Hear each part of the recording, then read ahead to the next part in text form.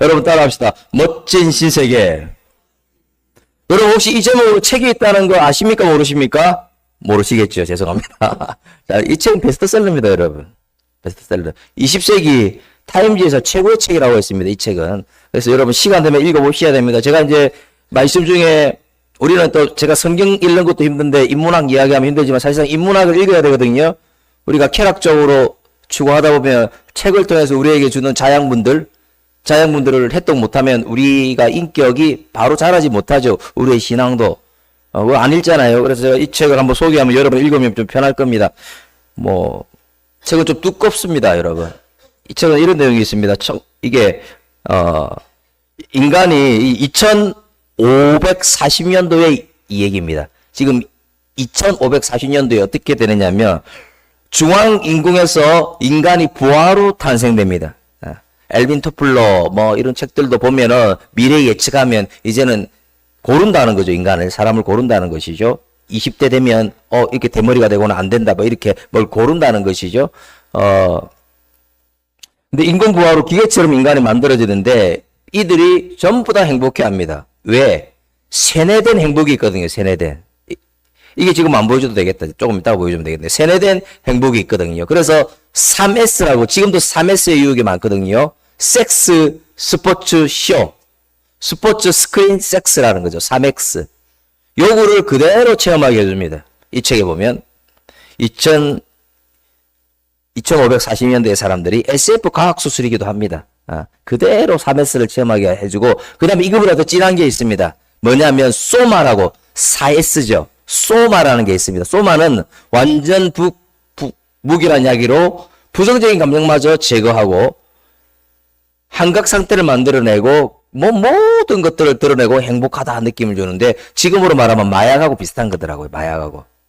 그러니까 3S를 추구하고, 마약을 추구하고 그러면 행복할 것이다 라고 고백을 하고 있는 가운데 이 멋진 신세계에 있는 레이나와 그리고 야만 세계, 지금으로 말하면 쉽게 말하면 일반 세계에 있는 존이 만납니다. 존은 레이나에게 이렇게 말합니다. 소마 약물을 몽땅 부리고 그걸 먹지 말라고. 쉽게 말하면 여러분 마약 복용하면 사람이 어떻게 됩니까?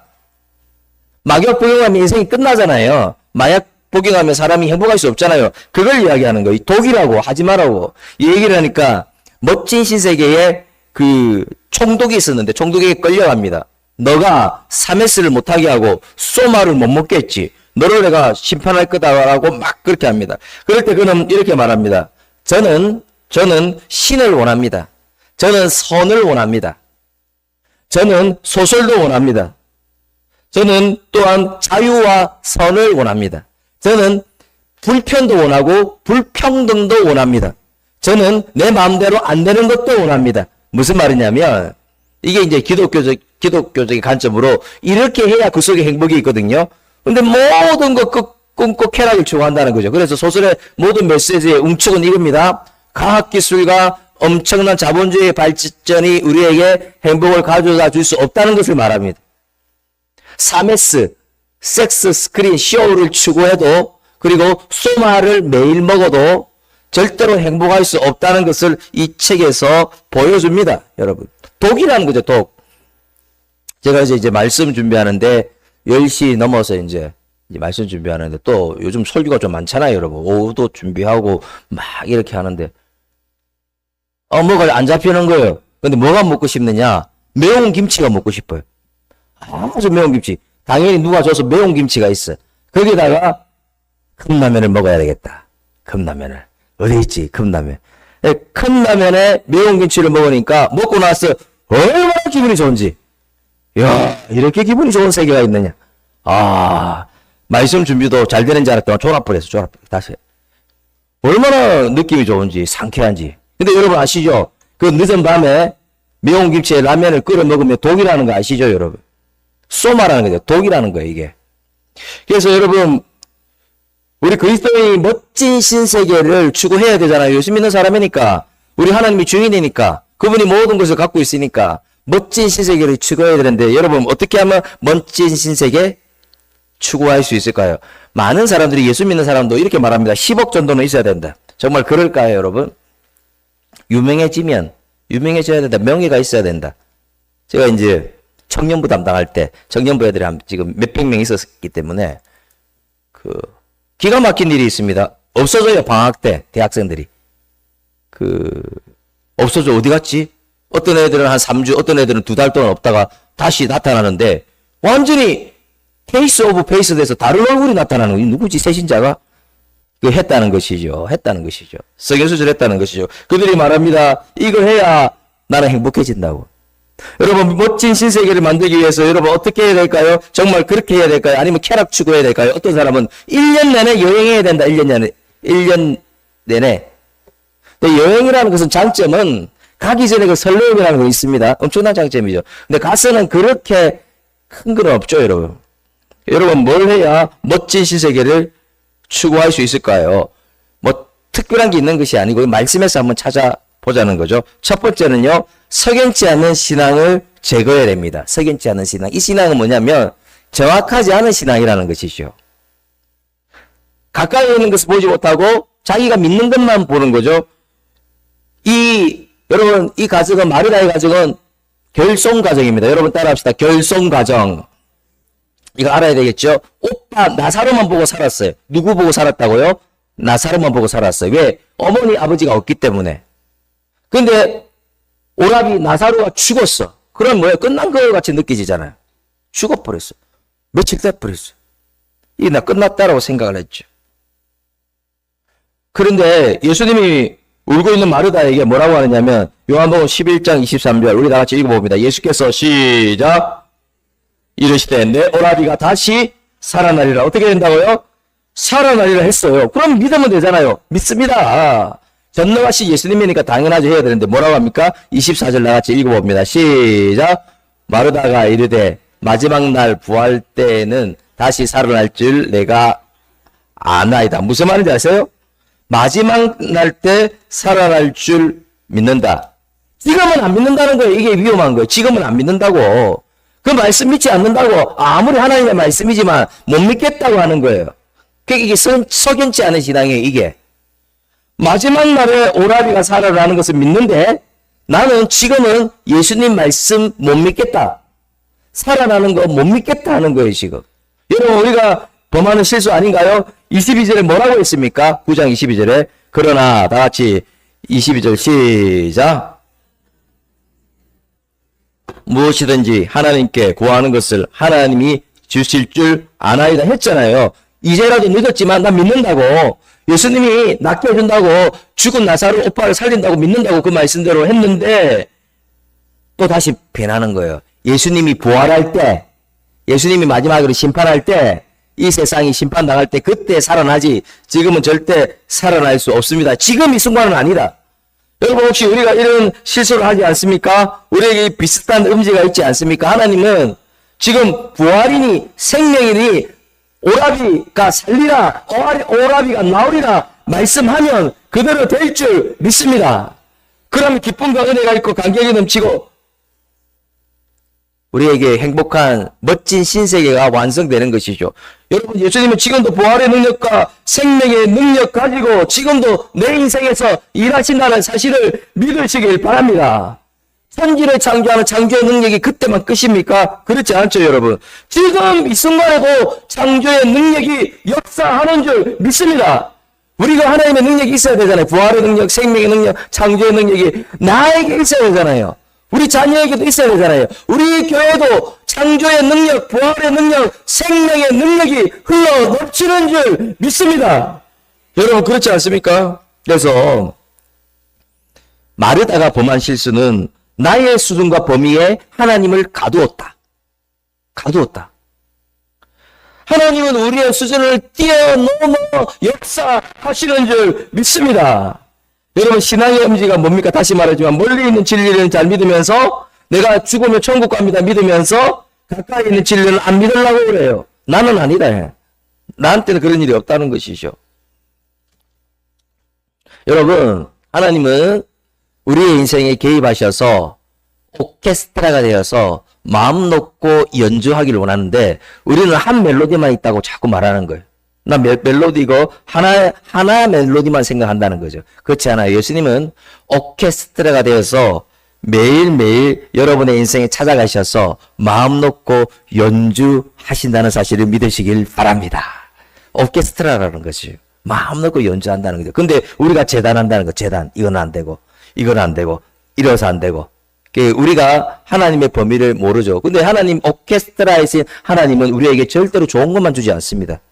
3S를 다 추구하고, 소마 추구하면 사람이 어떻게 됩니까? 마약 먹으면 어떻게 됩니까? 망가지거든요. 절대로 모든 걸 다 주지 않은데, 우리가 불평하는 거는 내가 보기에 이게 아니라는 거예요. 여러분, 하나님은 내 계획대로 안 됩니다. 계획대로 되는 게 어디 있습니까, 여러분? 저도 마찬가지지만 계획대로 된 게 없다고, 계획대로 안 된 것도 하나님의 은혜인 줄 믿습니다. 여러분 생각해 보세요. 계획대로. 뭐 대학 가는 친구들도 그 계획대로 안 됐으면 몰랐다는 거지. 몰랐다는 거예요. 제가 이제 그 전북에 그 호남에 있을 때도 그 자녀가 수의대를 갔는데 계획이 아니었다는 거라. 자기는 수의대 싫었다는 거라. 근데 지금 수의대 왔는데 대박을 터뜨리고 있대요. 대박을. 아, 우리 교회도 수의대 다니는 한 가족이 계시네요. 대박을 터뜨렸다는 거. 근데 한 번도 수의대 가려고 생각 안 했다는 거라. 그게 다 떨어지고 하나님이 거길 가게 하더라는 거지, 그게. 약대로 가고 싶은데, 그게 안 되고, 거기 가게 하더라는 거예요. 근데 지금 보니까 하나님의 은혜였더라. 성교 헌금하고, 헌신하고, 뭐, 마음 놓고 주 지킬 수 있고, 그런 고백을 하는 게 지금도 기억이 나는데요. 제 검은 가운을 제가 오늘 입고 왔죠. 입고 온 이유가 있습니다. 제가 이제 처음에 검은 가운은 예전에 부정교회 있을 때 그 동료한테 받은 거라서 입고 다녔는데, 너무 큰 거예요. 그래서 몇 번 걸려가 넘어질 뻔했어요. 너무 크니까 팔도 여기까지 내려오고. 그래서 제가 가운을 새로 샀습니다. 우리 달력하시는 그 서점의 장로님한테 샀습니다. 그래서 딱 주셔서 제 이름도 새기고 좋다고 생각했는데 보니까 그런 줄 알았는데 보니까 구멍이 나서 오른쪽에 구멍이 나서 이거 왜 구멍 난 걸 줍니까? 이렇게 말 안 하고 좋게 말했죠.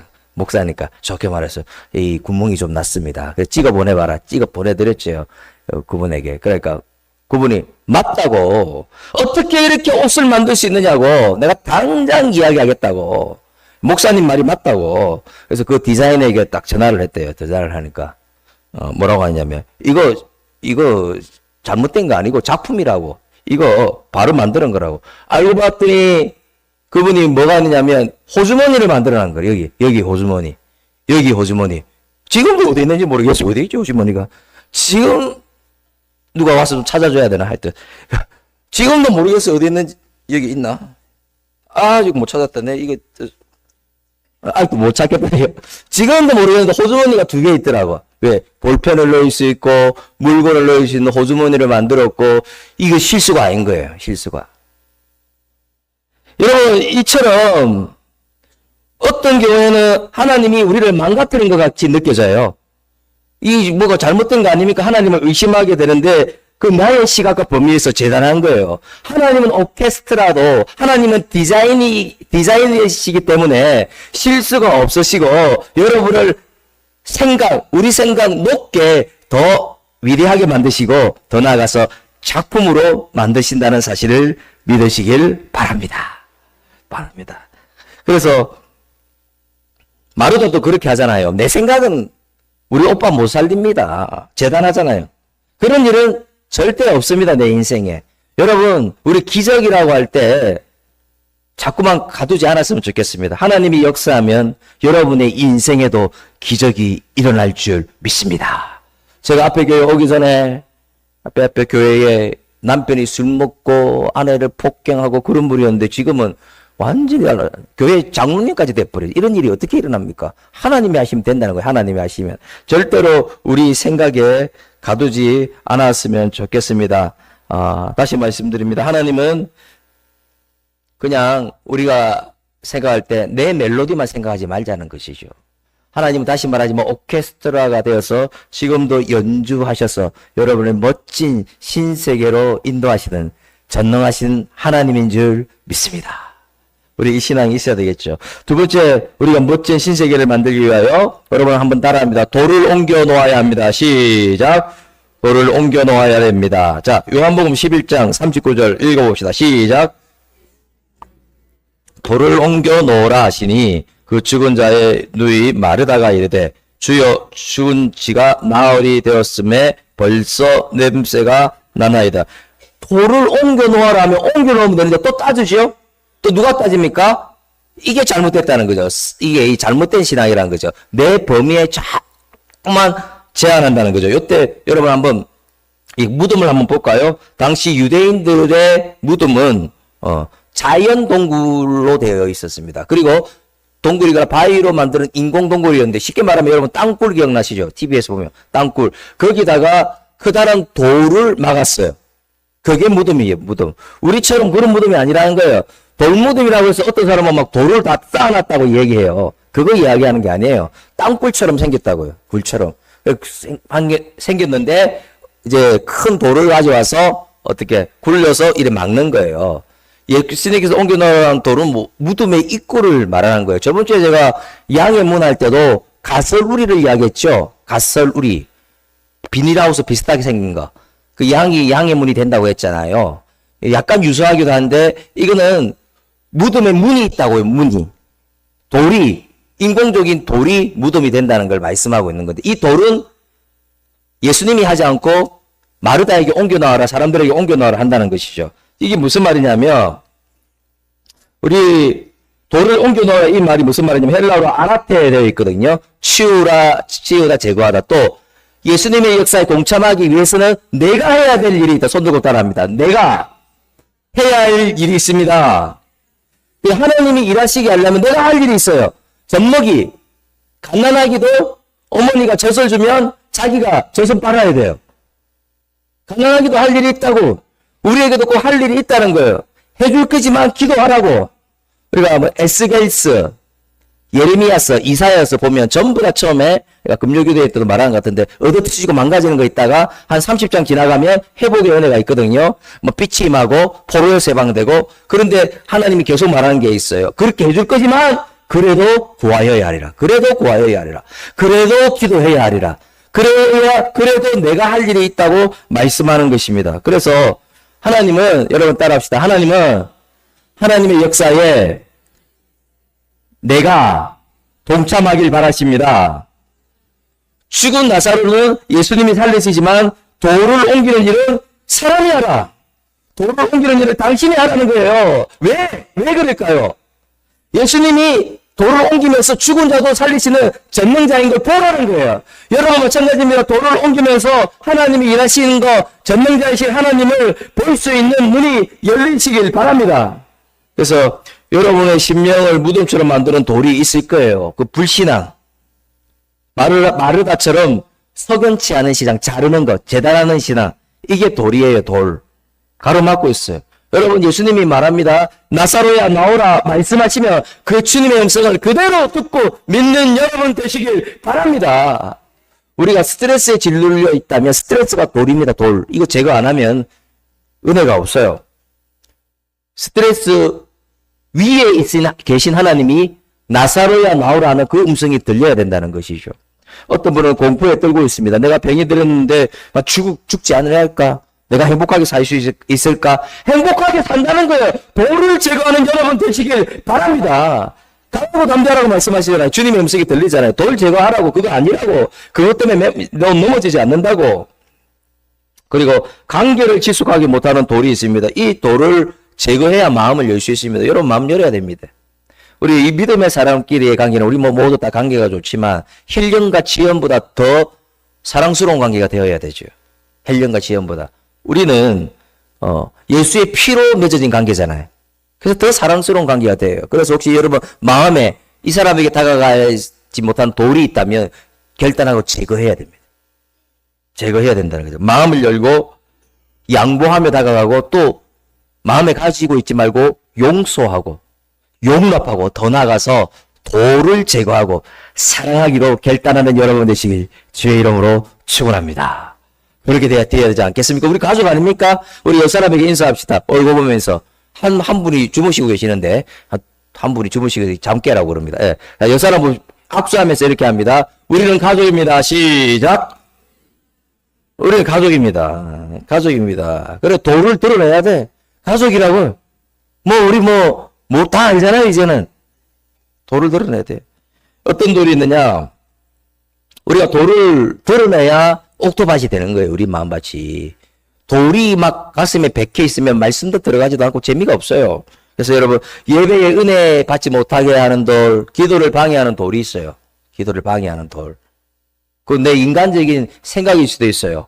일어나 새벽을 깨우지 못하게 하는 돌이 있고, 신앙을 무너지게 하는 돌, 죄짓게 하는 돌, 관계를 지식하게 못하게 하는 돌, 하나님께 가까이 가지 못하게 하는 모든 돌을 제거해서 하나님이 주신 멋진 신세계를 체험하는 여러분 되었으면 좋겠습니다. 돌을 제거해야 돼요, 여러분. 마음에 응어리가 져 있으면요, 이거 제거 안 하고 갖고 있으면 안 되는 것이고, 이래도 안 되고 저래도 안 된다 하는 사람은 제가 교회 문 열어놨잖아요. 모든 것을 내려오고 한 부르짖어 보십시오. 그런 분들 제법 됩니다. 우리 교회에 한 분씩 와서 소리 지르고 뭐 아버지요 하다가 막 그냥 뭐 온 천지 다 소리 나고, 여러분 부르짖든지 어떻게 하든지 아무도 제가 다 열어놨잖아요. 제가 다 열어놨잖아요.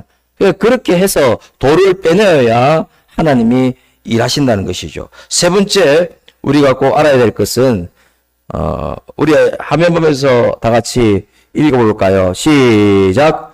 문제에 매몰되지 말아야 합니다. 우리 요한복음 11장 42절 한번 읽어봅시다. 시작.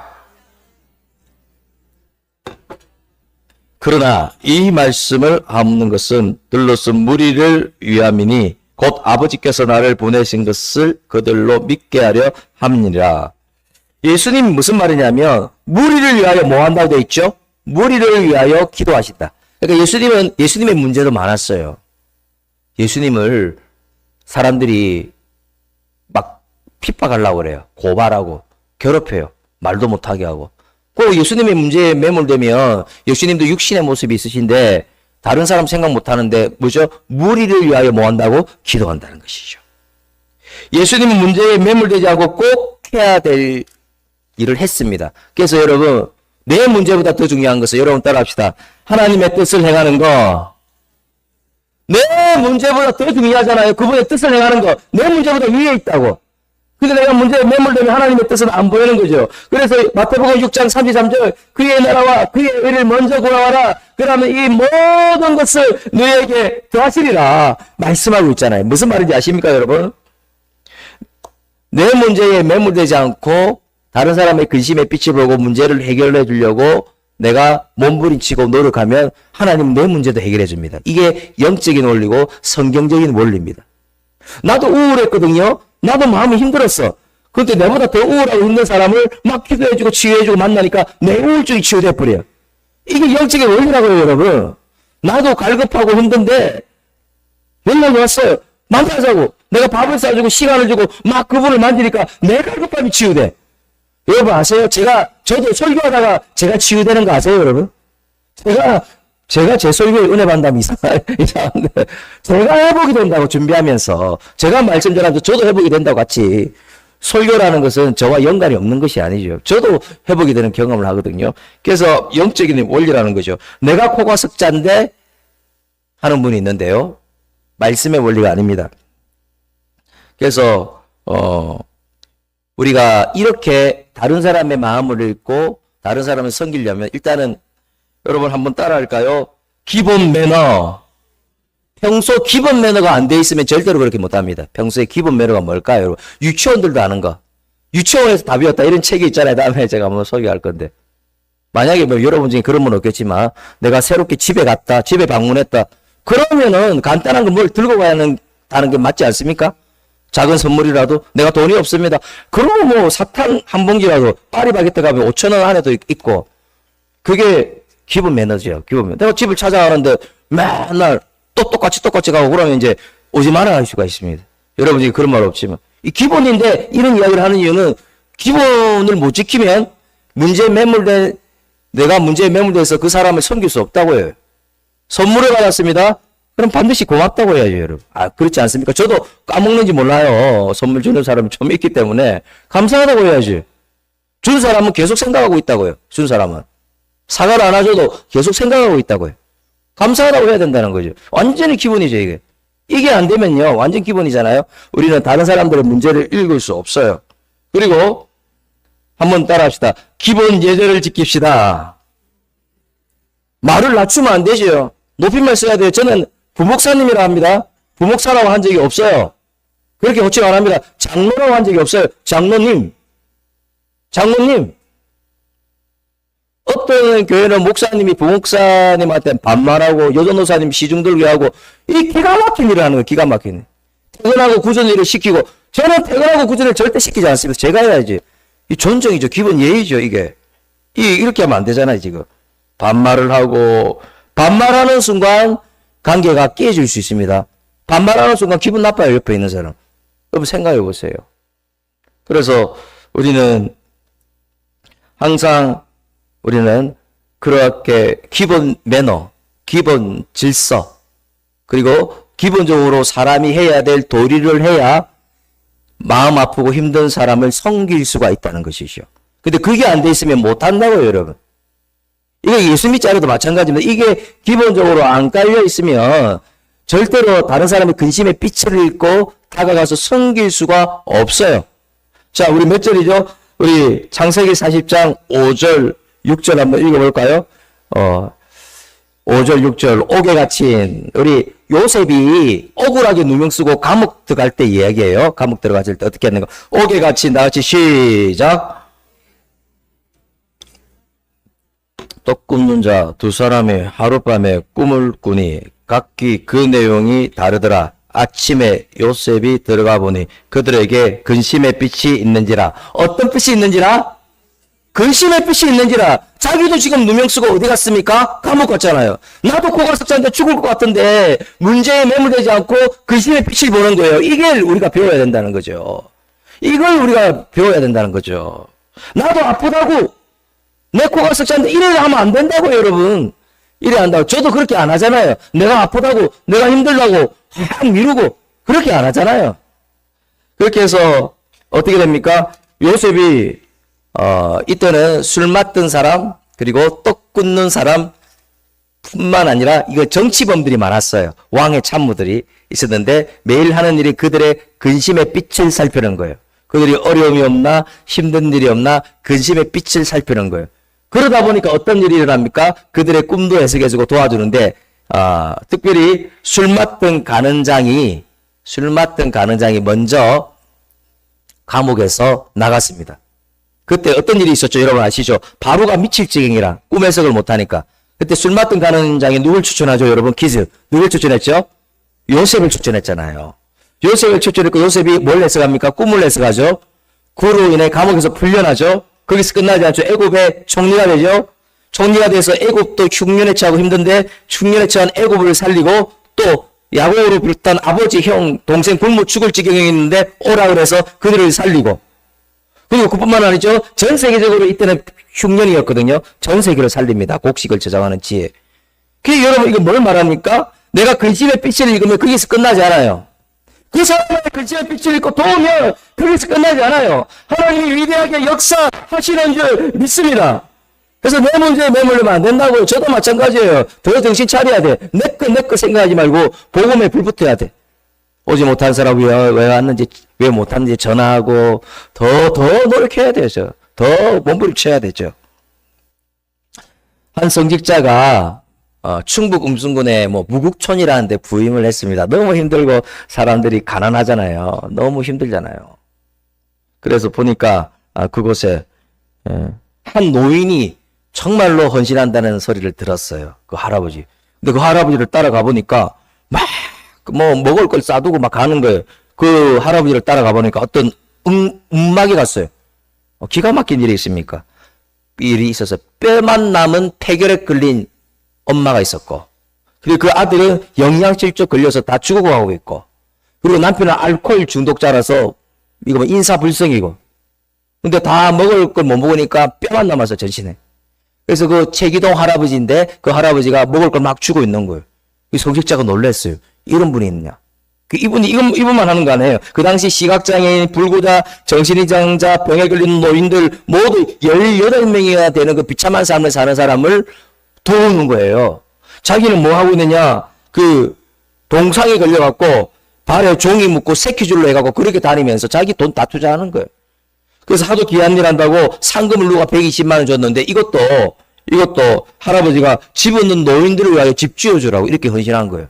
이 최기동 할아버지의 스토리가 소문이 전국적으로 나면서 이 할아버지를 살려야 되고 이 할아버지의 뜻을 받아야 된다 해서 정말 어려운 사람, 비참한 사람들을 위한 요양소를 건립하자는 꿈이 생겼고 그 당시 12억 원이 모아져서 순식간에 요양소가 건립되었어요.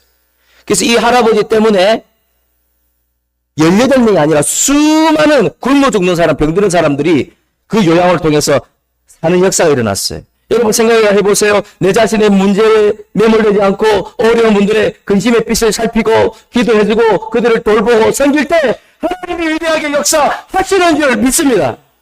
이걸 우리가 실천해야 된다는 것이죠. 저부터. 오늘 말씀을 한번 정리하는데요.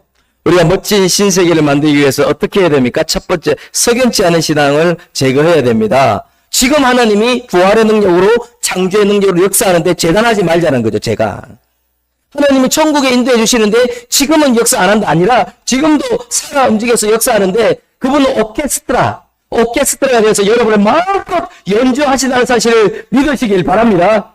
두 번째 우리가 뭘 해야 됩니까? 돌을 옮겨 놓아야 됩니다. 돌을.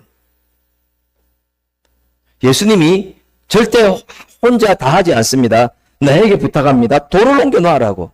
그거 제거하라고. 빨리 나쁜 돌을 제거하라고. 옮기라고. 그 돌을 제거해야 내가 일하겠다고 멋진 신세계를 체험해 주겠다고 말씀하고 있습니다. 여러분 절대로 여러분 속에 있는 돌을 오늘 이 시간 이후로 다 제거할 수 있길 바랍니다. 세 번째, 문제에 매몰되지 말아야 됩니다. 여러분 하나님의 뜻은 뭐죠? 내 문제보다 하나님의 뜻을 먼저 행하길 바라요. 내 문제 하지 마시고 오히려 이웃의 근심의 빛을 보고 그들을 위해 기도해주고 다가가고 섬기고 하다 보면 나도 치유의 은혜가 있다는 사실을 믿으시길 바랍니다. 저는 군대 강원도 양구에서 엄청 고생했습니다. 제가 이제 뭐 상병 넘어가서는 제가 군정도 하기도 했지만은 그때 군대보다 힘든 거는 없다.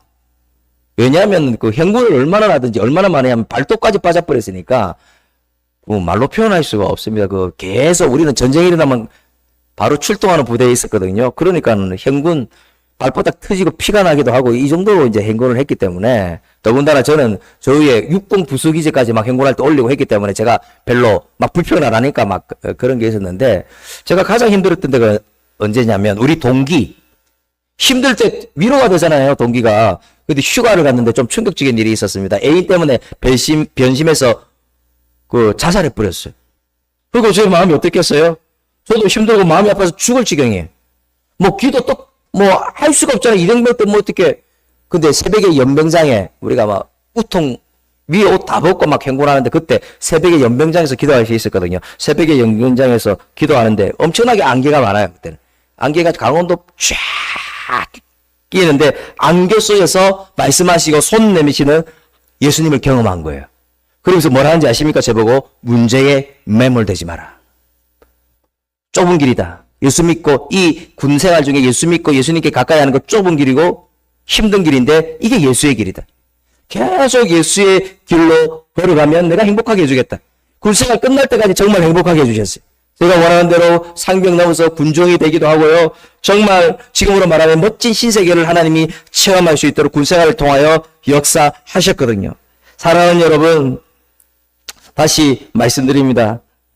절대 석연치 않은 신앙 제거하시고 내 속에 있는 돌을 제거하시고 문제에 매몰되지 말고 예수의 길을 걸음으로 말미암아 그 길이 좁아도 그 길로 걸음으로 말미암아 근심의 빛도 읽을 수 있는 여러분이 됨으로 말미암아 멋진 신세계를 체험하는 삶을 사는 여러분 되시길 주의 이름으로 축원합니다. 아멘.